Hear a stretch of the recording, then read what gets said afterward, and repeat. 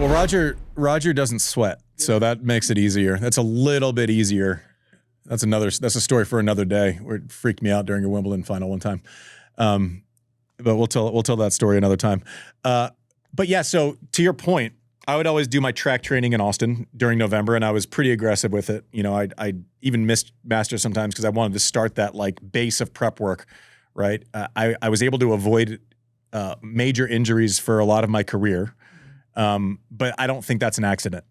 You know, I think you build up, and so you can take it, and then you space and schedule work. So I would do that, but then we would stop over a lot of times to the Big Island in Kona on the way over. And they have these courts that like the walls are made of lava rock and you just bake. That's sick. And so we would do 10 days of like the first 3 days were hell. Like you're just baking but then you got to Australia and it wasn't as bad, right? And obviously, you know, if Australia turns up the heat, you feel like you're playing in a hairdryer sometimes. Like it's absurd. But yeah, I mean, we also had what we would talk about like with our team, you'd be walking around and be like, ooh, who is good eye test and who is bad eye test? Oh, interesting. And it was like, if you see, you know, someone who skin looked like the pastiest stuff you've ever seen, it's like, oh, they're going to have a rude awakening this practice week or this tournament week because they obviously have not been outdoors. They have not been training in the heat. And then conversely, you'd see someone who looked like 7 pounds thinner, just tan. Just when I was ready in Australia, we got out there, I'd be hitting for 4 minutes, flip the shirt off, ready, let's go. Like we're all just posturing. I mean, but the eye test is like a real thing. To your point, when you get down there, you can see who's been like, you know, who's a little pale and just waiting for their freckles to connect in the sun, and who's actually been, you know, you come down there in full tan and full, you know, situations like, oh, this person's actually been somewhere hot doing work. But you get there's a million of those like little tells in the locker room. I got to tell you, one of the things that I was disappointed to see, and it's kind of it seems like it's becoming pretty concerning, was the Draper withdrawal from Australia. And it makes me sad because of how well he played at the beginning of last year through April, through the French Open. And to pull out of the US Open after the first round, to not play anything, and then you have months, right? Like it's hard to kind of pull a rabbit out of the hat with injury, and like you need time to recover. When you've had months and you're pulling out of the Aussie Open 3 or 4 weeks in advance, that seems concerning to me. That's like, oh gosh, I hope this isn't like one injury in speed bump. Just 10 minutes ago, BBC just posted that Draper is set to return to action after over 5 months out of injury in Great Britain's Davis Cup tie against Norway in February. So, I hope so. I hope that's right. I mean, that's great news. I mean, he's obviously like incredibly marketable. He's from, you know, you need to market people. You know, Draper, if he's winning going into Wimbledon, that's great for tennis, right? The coverage, everything that he kind of adds to the game. And, you know, we are kind of victims of the moment, but he is one of the guys who has the weaponry. He took out Carlos in Indian Wells last year, right? He has the weaponry to be a disruptor and to win there and on different surfaces. So that's what gets my attention in the offseason is like, gosh, you hope this isn't overly concerning. And when I saw that, I kind of just went, oh, that's I don't like that, JW. What? Let me ask you 2 questions. Yep. One of them, this Draper injury is a weird one because it also seems to affect the bone. And yeah, he talked about this. He did a YouTube video that was very poignant about what he's going through. Arthur Feast, we've talked about Holger Rune, Jack Draper. Those are 3 ascending stars under age 25, missing big chunks of time with 3 different injuries. Injuries are part of sports. You know, you're using your body. It stands to reason you're going to get hurt.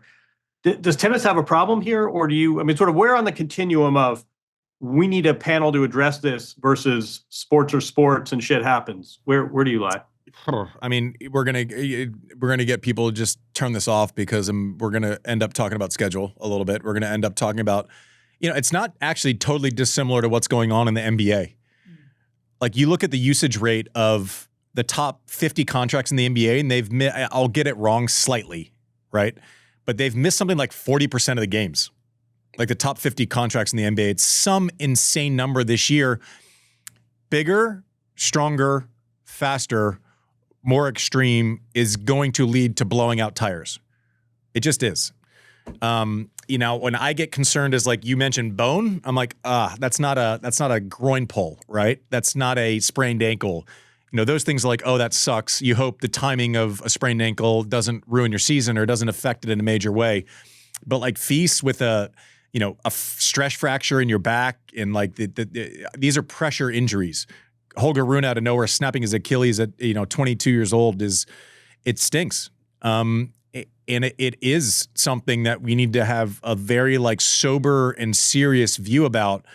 We cannot, as tennis, have the view of like, oh, they'll get back at some point. No, we have to take player health very seriously. And I hope there's a full-scale investigation as to what's changed, what the difference is, where and why it's happened, what surfaces it happening, like all of those questions that I don't think I know the answer to beyond overuse, and the game is just getting stronger, right, and faster and like more physical, which leads to more blowouts. But it just gets to my number one issue, and people hear me talk about it to the point where it's like, okay, we get it, we know the thing, but it's the answer to many, many questions.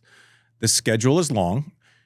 You have to be able to physically prepare, right? So when I was playing, it was November, December. I'm building up armor. I'm building up armor for my body to withstand the next 3 months on hard court. And then that doesn't last for the entire year. You have to keep building it. So I scheduled, 2 or 3 weeks where it was a lot in April, where it was mostly body work, track, lifting. You're creating that next set of armor for the next 2 or 3 months.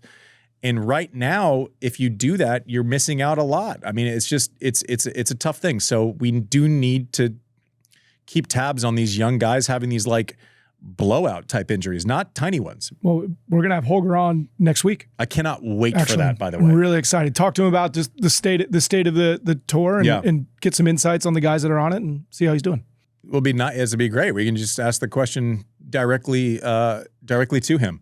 So I'm excited because, one thing that, we've had great interviews, right? And one thing that I never want to be or become as an analyst is someone who I don't want to pretend like I know what his ball feels like, right? I know there are plenty of people where it was like, you'd be watching Rafa and I'd hear someone say, well, you just got to take that on the rise and come in. I'm like, then you haven't felt Rafa's ball. Interesting. Right? So I think I'm so happy that Holger's coming on. I'm happy that Francis came on. I always want a bridge to the current players to understand what I couldn't possibly understand. Right. So I'm very excited for Holger Rune to come on. I don't know him at all either, which is also very exciting. We've kind of built this show on relationships and easy conversations with people that, I have a history with. And I think it's really important to have current voices in the mix, adding value to our show, JW.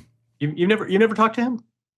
You haven't talked to him? I think I've met him in passing. I've never talked to him I haven't talked to him for more than 45 seconds. Hi, bye. He's absolute open book, and by accident or design, I think he really is enjoying and leaning into talking about what he's going through, and whether that's just his fallback personality or whether that's part of. I mean, I talked to him a few weeks ago. I don't think he said he's not dealing with a sport with a therapist yet.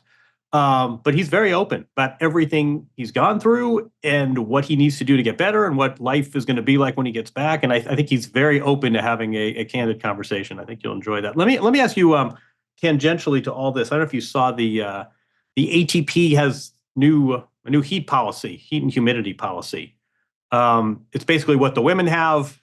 You're playing. I think doubles as well, but one player can say, I need a break in between sets. I can give you some of the details now if you want. So effective immediately, they introduced a mandatory cooling break using the wet bulb globe temperature, which is effectively like a mixture of the humidity effects, evaporated cooling calculated with thermometer. You can look it up online. It's nerds. Not nerds. But it's a 10-minute break is allowed when the wet bulb globe temperature hits 86.2 degrees Fahrenheit or 30.1 degrees Celsius, enabling cooling and coaching.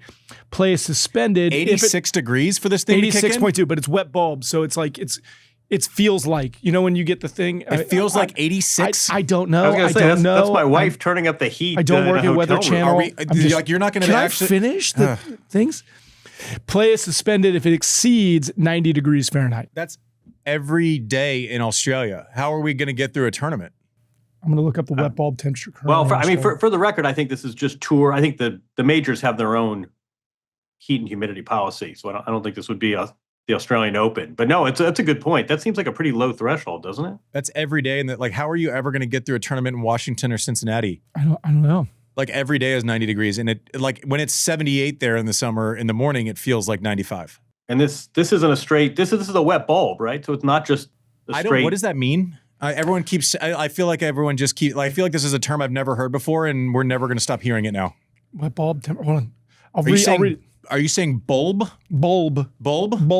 Wet bulb? Yeah, it's a comprehensive heat stress index that measures how hot it feels in direct sunlight, combining air temperature, humidity, wind speed, solar radiation into one number to assess risk for humans during physical activity, developed by the U.S. military and is used by the military, OSHA, and sporting organizations to set guidelines for work and exercise in the heat. So when the military is doing this, does clothing have any? Because they wear full everything, so it's going to be hotter for them. I don't know. It didn't list it. Didn't list it. I mean, what I think gets lost in this? I mean, this is the WTA policy, so clearly they've dealt with it, and we haven't had to play till 3 a.m. I think one thing that we forget is it's not just the players that are out there in these conditions, but their officials, their fans, their ball kids. But I think this is probably a discussion for another time. The three hottest years recorded temperatures in history: 2023, 2024, and 2025. The planet's not getting cooler, and tennis needs to reckon with this. But I don't think these are. Just to be clear, I think this is just an ATP policy, and I think the majors have their own. Okay, so I found a calculator online. If it's 90 degrees outside with 70% relative humidity, the wet bulb would be 81.8 degrees. I will tell you, my first knee jerk as a former player, and you never want to, I'm trying to have patience with this, and all cards on the table, I couldn't have it hot enough on the court. I loved to bake. I did not want to play in 48 degrees in Hamburg. And I wanted to absolutely bake, not because I liked it, because I hated it less than someone else. And when the ball jumped, it was good for, and also dealing with it was a lot of times, and it's different for different people. I understand that some people are, more prone to enjoying it or, less affected by it. But a lot of times it was about preparation. I will tell you that nothing would have pissed me off more than being up 2 sets or being down a set and then winning 2 and feeling like you have your fist around someone and they are failing physically. And then to have the last thing I want also is to go from extreme hot to go sit in an air-conditioned room for 15 minutes. My likelihood for injury coming out of that cool down is more, right? It's the same reason why you don't go work out 10 minutes after you've finished working out, right? You don't stop in you break for, little moments of time. I'm torn on this one. I'm sure this is, to protect the players, also to protect the tours from liability and, that whole world, Mike, of legal liability. So I guess I try to understand it. I can already tell I'm going to get annoyed by the term wet bulb. You know how they measure it? Wet bulb? They wrap a index wet towel around a regular bulb. A regular thermometer. What bulb? The bulb at the bottom of the thermometer. Light bulb? Thermometer bulb. A thermometer? They wrap a towel around a thermometer? Yep, really scientific. Does someone have that job at center court? Yeah. Remember our last show when we were doing fake resumes of Samsonova? That's true. I want to write that down. Yeah. We've been gone a month. I forgot about that. The LinkedIn job post for the Cincinnati Open for the wet bulb operator. What if we put up, because no one listens to this show, what if we put up a fake LinkedIn? Can you put up a fake LinkedIn offer? You can just put up a real one. What if we had an office wet bulb operator? Just our analyst, our wet bulb analyst. Any outdoor live show. What's the name of the guy on NBC that does all the calculations on election day? We need that person to be our wet bulb person. Kornacki? Kornacki. Yeah. Let's get Kornacki on to be our wet bulb analyst.